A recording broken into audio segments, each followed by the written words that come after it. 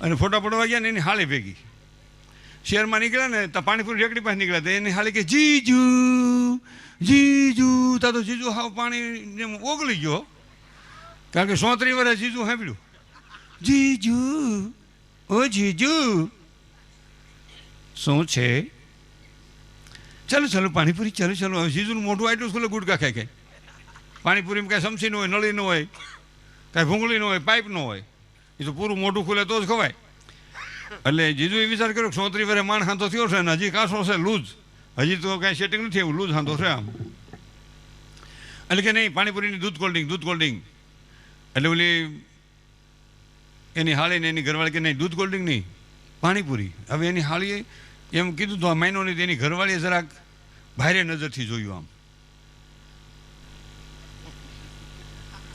ચાલો ચાલો પાણીપુરી ચાલો